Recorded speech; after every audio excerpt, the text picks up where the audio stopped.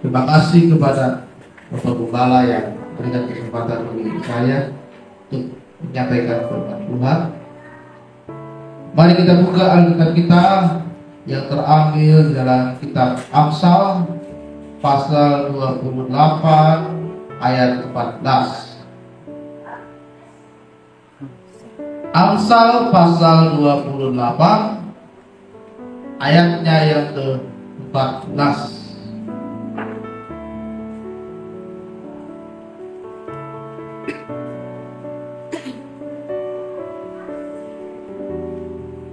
Karena ini hanya satu ayat, kita akan baca firman Tuhan ini secara bersama-sama. Amsal pasal 28 ayat 14. Kita baca firman Tuhan ini bersama-sama. 1, 2, 3. Berbahagialah orang yang senantiasa takut akan Tuhan, tetapi orang yang mengeraskan hatinya akan jatuh ke dalam malapetaka. Tema firman Tuhan siang hari ini adalah berbahagia orang yang takut akan Tuhan. Saudara terkasih dalam nama Tuhan, di dalam terjemahan yang lain, Amsal ini dikatakan demikian: orang yang menghormati Tuhan akan berbahagia, dan orang yang tidak menghormati Tuhan akan memiliki banyak kesusahan. Itu berarti jika saudara menginginkan agar hidupmu senantiasa berada di dalam sukacita, damai sejahtera, dan kebahagiaan, maka Amsal menguatkan kepada kita haruslah menjadi orang yang takut akan Tuhan. Di dalam Alkitab ada kisah tentang seorang raja yang bernama Salomo. Dia adalah raja terkaya di dunia. Dalam kitab Pengkhotbah, hartanya itu melebihi dari semua raja-raja yang ada pada saat itu. Orang terpandang, hartanya banyak, tidak terhitung. Tetapi apa yang dikatakan oleh Salomo dalam Pengkhotbah 2 ayat 11, segala pekerjaan yang kulakukan dengan tanganku dan segala usaha yang kulakukan dengan jerih payahku itu adalah kesia-siaan, seperti menjaring angin, tidak ada keuntungan. Salomo punya harta yang banyak, dia seorang raja, dia memimpin bangsa yang besar, tapi dia berkata, itu seperti orang yang sedang menjaring angin. Saudara tahu menjaring angin itu menangkap angin pakai tangan. Gak bisa. Sia-sia. Raja yang penuh dengan hikmat Tuhan, raja yang terkaya di dunia, bahkan dia sendiri berkata, apa yang ku dapat, apa yang ku lakukan, apa yang ku kerjakan itu sia-sia. Artinya saudara, harta kekayaan yang dimiliki oleh Salomo itu tidak dapat membuat dia bahagia. Ya. Banyak orang zaman sekarang itu menganggap bahwa harta itu sumber kebahagiaan, uang itu sumber kebahagiaan. Kadang-kadang ada orang bilang begini, wah dia marah-marah karena gak ada uangnya nih. Coba dia uangnya banyak, senang-senang, ya kan? Keluarga, anak istri gak dimarah-marahi.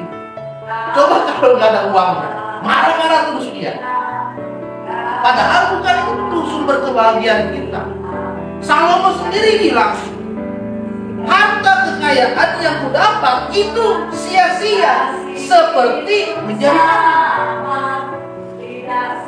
Jadi harta saudara, uang saudara itu bukan sumber kebahagiaan dalam hidup kita.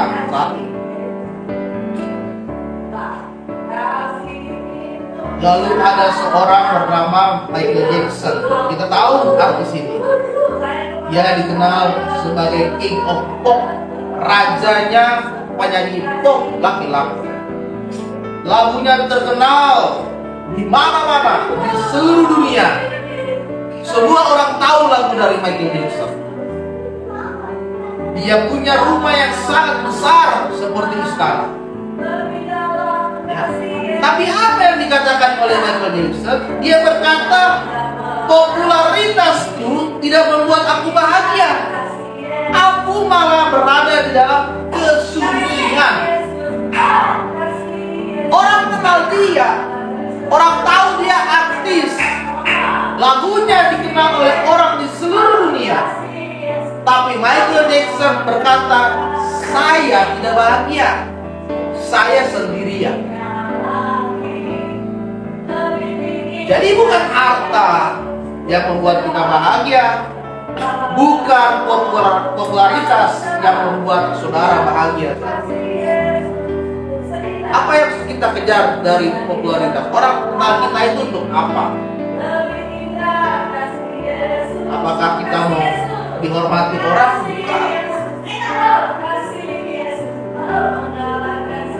Kemudian ada seorang lagi bernama Agi TJ. Agi TJ ini saudara, dia adalah orang yang memiliki gelar paling banyak di Indonesia. Dia punya gelar itu sebanyak 12 gelar. Tapi apa yang dia katakan? Dia katakan tinggal di rumah besar seperti penjara, tidak nyaman, selalu kuat. Gelarnya banyak, sampai 12, panjang. Sampai ke belakang itu gelarnya beruntung sekali. Tapi dia bilang, aku seperti orang yang sedang di penjara. Jadi jabatan tidak membuat kita bahagia juga. Mentang-mentang dia sudah sarjana, dia sudah S2, dia sudah doktor, atau dia sudah profesor, hidupnya bahagia. Belum tentu. Dibanding dengan mereka yang hanya lulus SMA atau mereka yang tidak lulus sekolah, mereka tidak bahagia. Belum tentu. Agi TJ berkata, saya punya 12 gelar, tapi saya seperti sedang dipenjara. Jadi gelar itu tidak membuat kita bahagia juga. Ya. Kemudian ada Alexander the Great. Pada usia 12 tahun, 32 tahun dia sudah menguasai Asia, Afrika, dan Eropa. Tapi dia berkata, aku tidak bahagia. Aku ingin perang dan menguasai daerah-daerah yang baru. Kekuasaan. Dia punya kekuasaan. Dia punya power. Banyak daerah. Tapi dia bilang, saya tidak bahagia. Saya mau rebut lagi daerah yang lain. Saya mau perang lagi dengan daerah yang lain. Jadi kekuasaan juga tidak bisa membuat saudara bahagia. Ya. Jadi saudara, banyak orang mengira kekayaan, ketenaran, gelar itu sebagai satu hal yang membuat saudara bahagia. Bukan. Kecantikan saudara, ketampanan saudara, jabatan saudara itu menjadi satu hal yang membuat saudara bahagia. Bukan.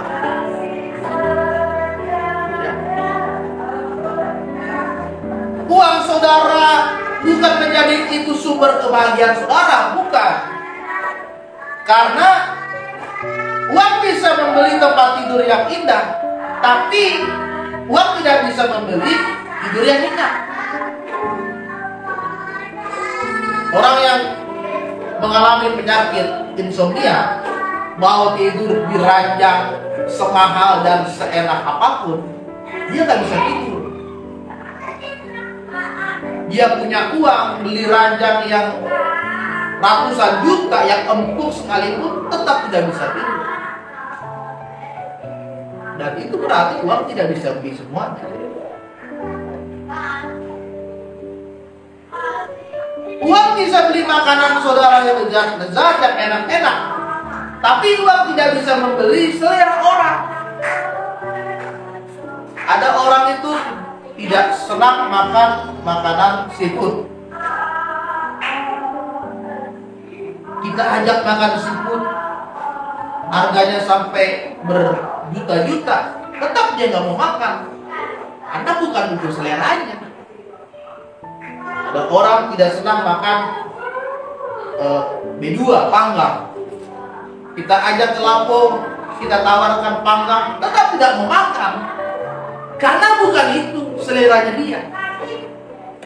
Uang bisa beli makanan, tapi uang tidak bisa beli selera orang.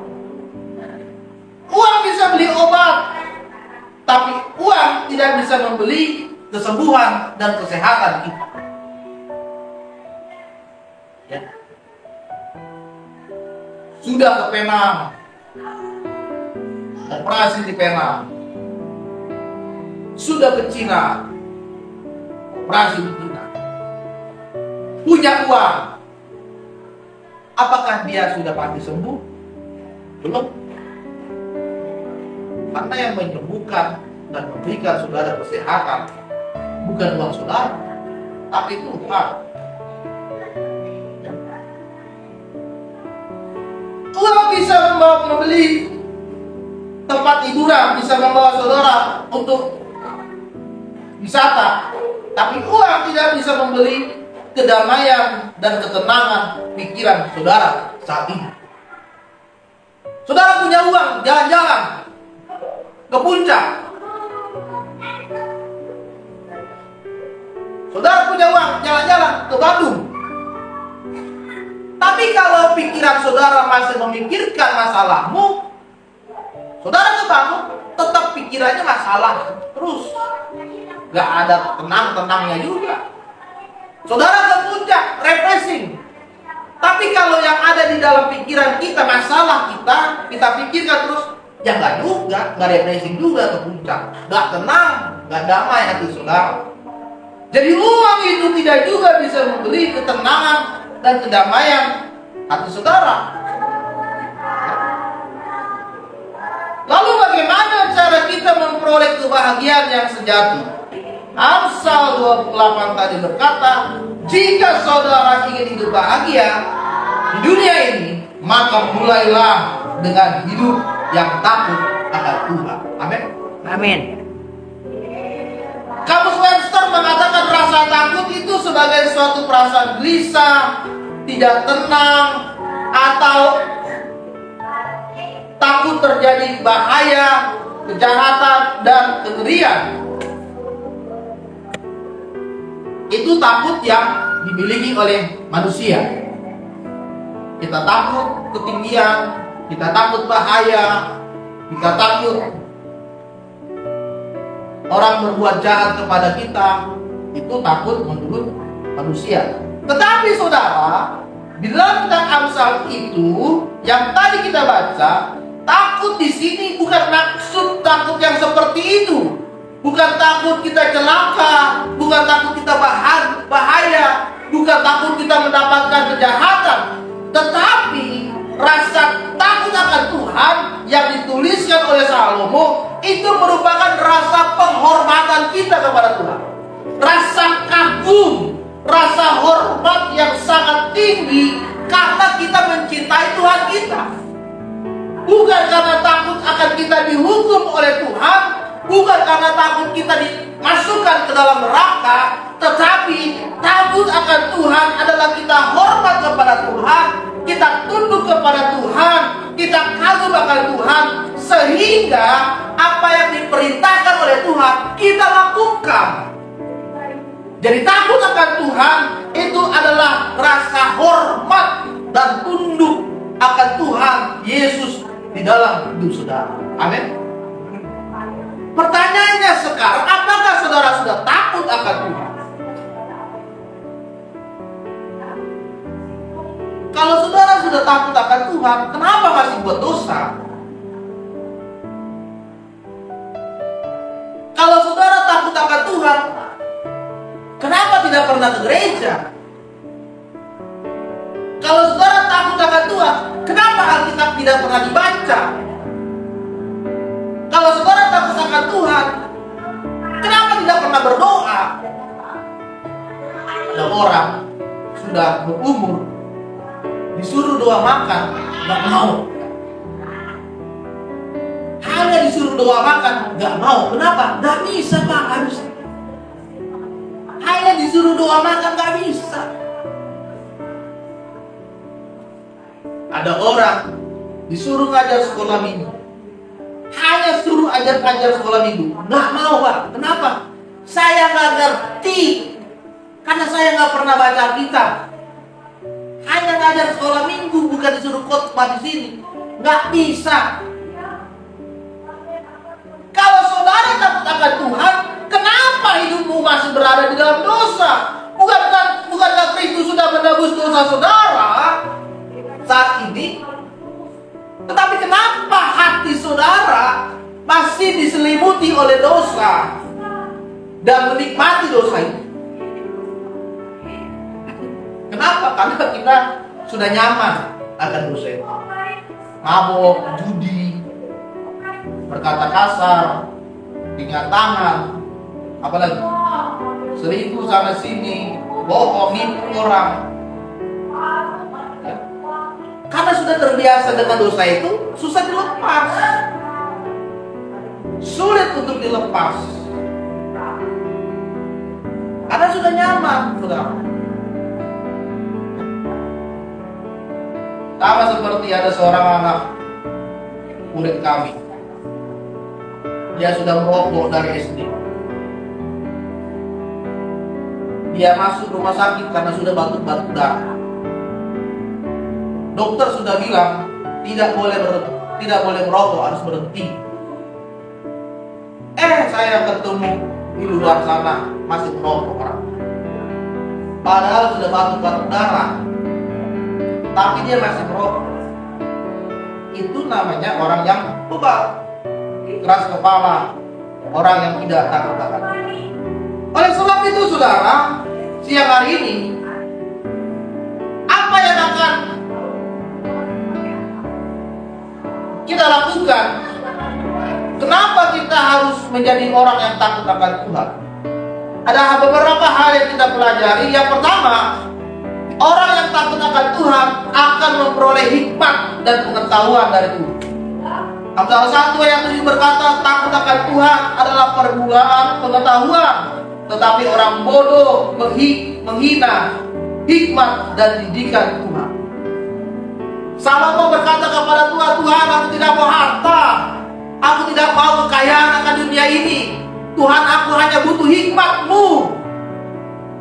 Aku hanya butuh pengertian-Mu agar aku bisa menjalani hidup ini dengan hikmat dari Tuhan, agar aku bisa membedakan mana yang baik, mana yang benar, mana yang salah, mana yang tidak benar, agar aku hidup tetap terus berada di dalam kebenarannya Tuhan.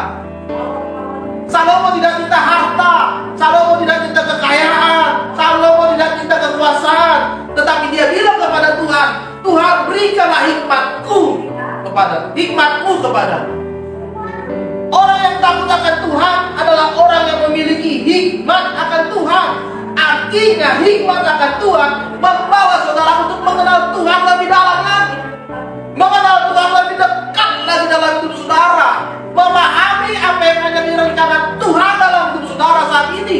Kalau saat ini saudara sudah salah jalan, sudah tersesat, maka ketika hikmat Tuhan datang kepada engkau, Dia akan menyadarkan dan membuat saudara putar balik, tinggalkan dosa untuk bertobat dan hidup kudus di dalam Tuhan.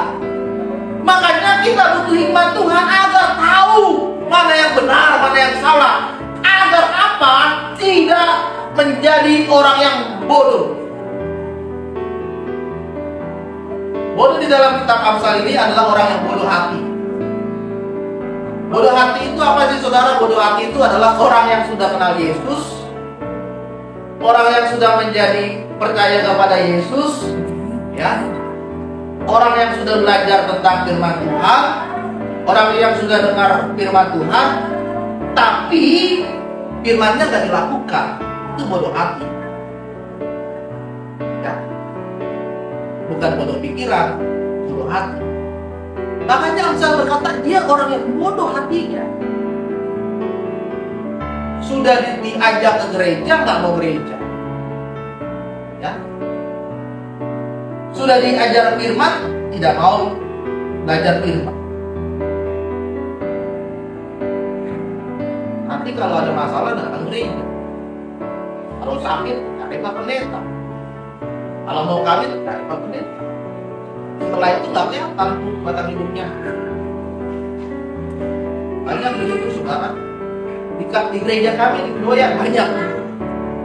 Tiba-tiba datang orang yang dikenal, Pak Pendeta, tolonglah, anak kami mau menikah, tidak ada yang nikahkan. Minggu depan datang, nggak kelihatan. Hanya mau enaknya aja gereja.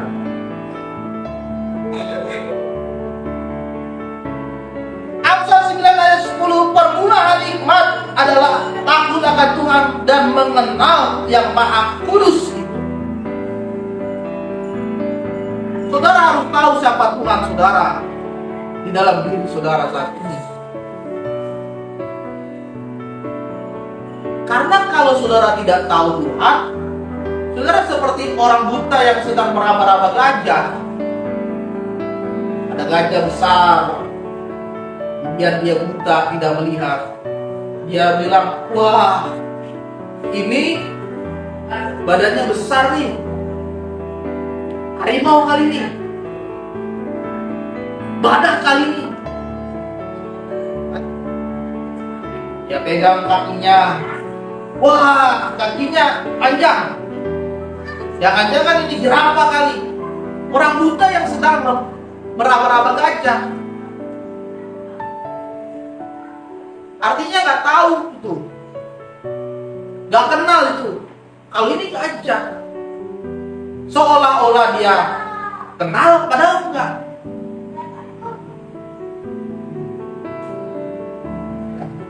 Seolah-olah kita ini orang Kristen, padahal hanya di KTP saja saudara Kristen. Kelakuannya tidak seperti orang Kristen. Yesusnya tidak ada di situ.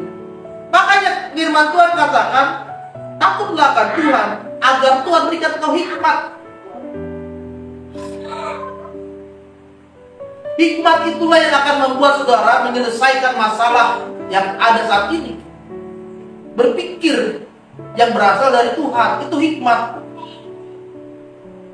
Ya. Lalu Salomo bercerita ada seorang ibu yang nangis-nangis kepada raja. Lalu ibu itu berkata, "Raja, ini anakku sudah dicuri oleh orang." Lalu datang ibu yang lain. Dia mengaku, "Raja, itu adalah anakku juga." Dua ibu memperebutkan satu anak. Lalu raja itu diberikan hikmat oleh Tuhan dan berkata, "Oke, biar adil, ini anak dibelah saja jadi dua. Satu bagian ke ibu yang ini, satu bagian ke ibu yang lain." Lalu satu ibu berkata, iya raja, saya setuju, belah aja anak." Tapi ibu yang lain berkata, "Raja, saya menolak, sudahlah, kasihkan saja anak." Lalu raja itu berkata, "Inilah ibu yang sesungguhnya, yang merelakan anaknya untuk diberikan kepada orang lain agar anaknya tetap hidup. Inilah ibunya." Kalau bukan hikmat Tuhan, tidak mungkin bisa berpikir seperti itu. Kita butuh hikmat untuk menyelesaikan masalah yang terjadi dalam hidup kita. Bagaimana ini? Apa yang harus kulakukan? Apa yang harus dikerjakan Tuhan? bukan bertengkar terus di rumah tangga suami istri, bukan. Sama-sama berdoa, minta hikmat. Tuhan, apa yang harus kami kerjakan? Tuhan, apa yang harus kamu lakukan buat keluarga, buat anak-anak, buat ini, buat semuanya Tuhan. Apa yang harus lakukan untuk pelayananku Tuhan? Hikmat Tuhan kita butuhkan. Kalau bukan takut Tuhan, tidak ada hikmat dari Tuhan. Amin. Yang kedua, orang yang takut Tuhan akan membawa untuk menjalani hidup yang kudus. Amsal 3 ayat 7 berkata, janganlah engkau menganggap dirimu sendiri bijak, takutlah akan Tuhan, jauhilah kejahatan. Jadi takut akan Tuhan itu berlawanan dengan kejahatan. Karena takut akan Tuhan, kita sedang menghormati Tuhan yang kudus. Bukan sedang menghormati dirimu yang berdosa. Tapi Tuhan yang kudus membawa engkau untuk hidup kudus seperti Dia. Karena firman Tuhan katakan, kudus, kuduslah engkau, karena aku adalah kudus. Ciptaan awal manusia diciptakan oleh Tuhan adalah agar manusia itu hidupnya sesuai dengan kehendak Tuhan. Tetapi karena dosa, dirusaklah rancangan manusia itu. Tapi Yesus datang ke dunia ini untuk mengembalikan rancangannya kepada saudara, agar kembali ke rancangan yang semula. Hidupmu untuk memuliakan Tuhan, artinya mulai hidup kudus.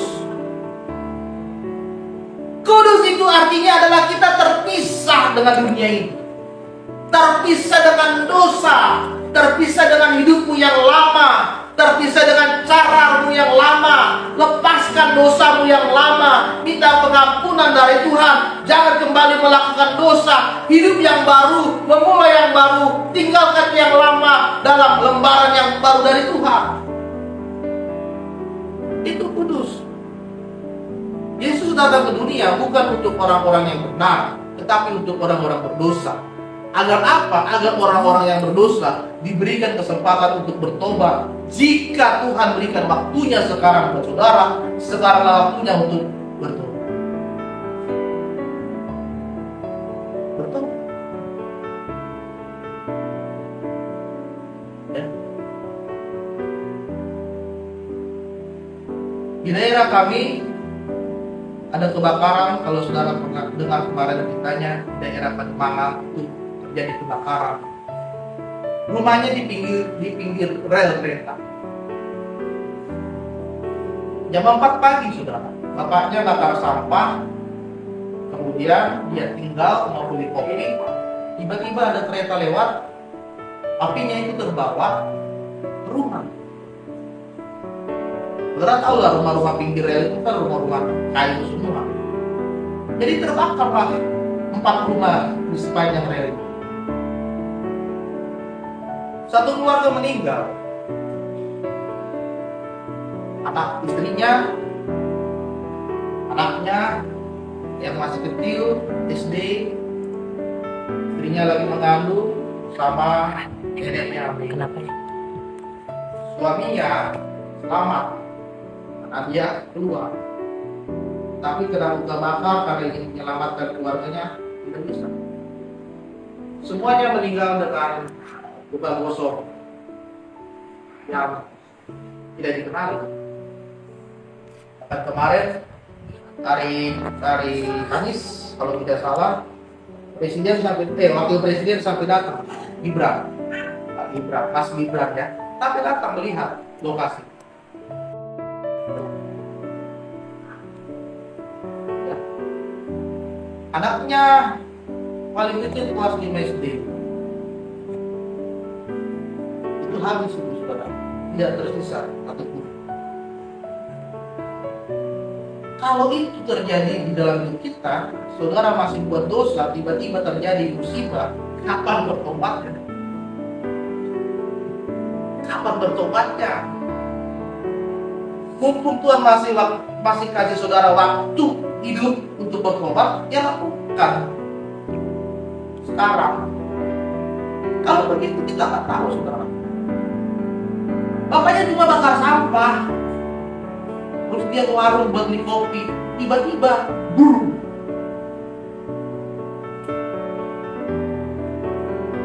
Kita nggak tahu apa yang terjadi dengan hidup kita.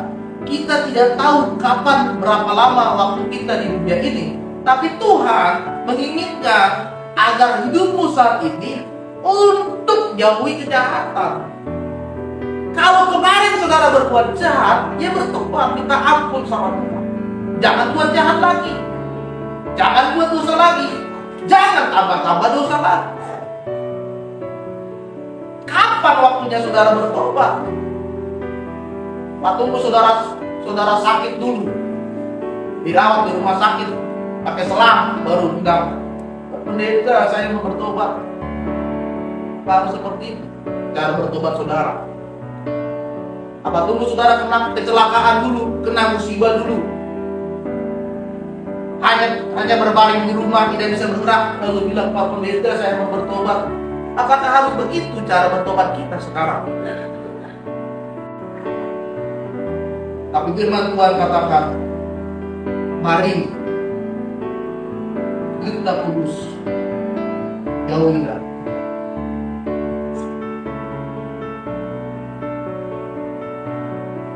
Yang ketiga,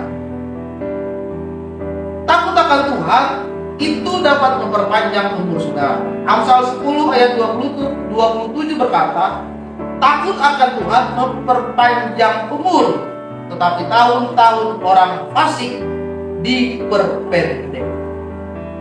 90% penyakit manusia itu saudara diakibatkan karena menyimpan kepahitan di dalam dirinya. Karena ada rasa takut, ada iri hati, ada cemburu, ada kebencian, ada rasa bersalah, ada tekanan emosional, ditambah kebiasaan untuk meminum alkohol, menghisap tembakau, merokok, dan yang lain. Jadi 90% itu karena itu. Ada kebencian, ada iri, ada dendam, ada cemburu, ada luka lama yang tidak bisa saudara lepaskan. Saudara tidak bisa mengampuni orang yang berbuat salah kepada hidup saudara. Pokoknya sampai saya mati, saya tidak mau mengampuni dia. Ada nggak seperti itu? Banyak. Mulai dari sekarang saya putus hubungan saudara sama dia. Jangan pernah lagi menganggap dia saudara saya. Ada nggak?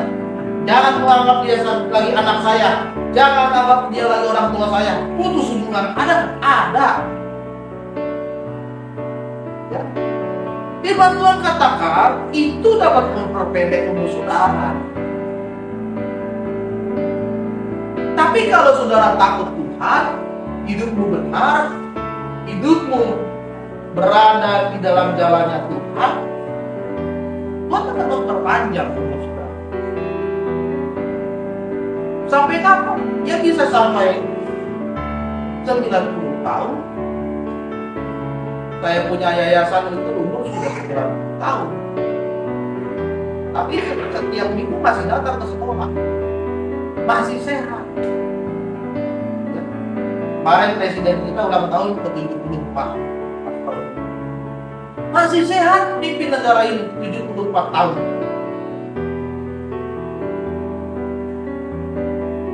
Tapi kalau saudara hidup di dalam jalan kefasikan, hidup di dalam jalan yang tidak benar, maka pendek umur. Firman Tuhan itu yang bilang, Amsal 10 ayat 27, saudara bisa baca. Pendek umur. Kenapa? Karena Tuhan tidak berkenan akan hidup saudara di dunia ini. Hidupnya masih ugal-ugalan, hidupnya masih kesana sini cari kesenangan dunia. Hidupnya tidak bertobat-bertobat, padahal Tuhan sudah kasih masalah. Tuhan inginkan terjadi dalam hidupnya kesusahan, nggak bertobat-bertobat. Maka ya sudah, waktunya kau dipanggil. Jadi saudara yang terkasih dalam nama Tuhan, Orang yang takut akan Tuhan, maka dia akan memperoleh umur yang panjang.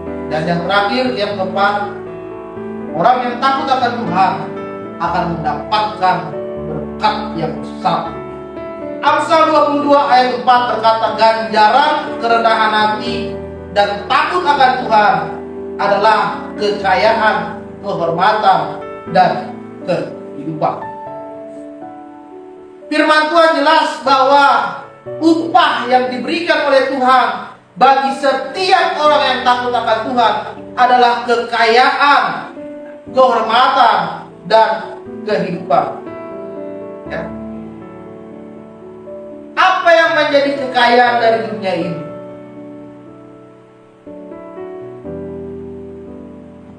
Apa yang menjadi kehormatan dari dunia ini? Itu diberikan bagi saudara.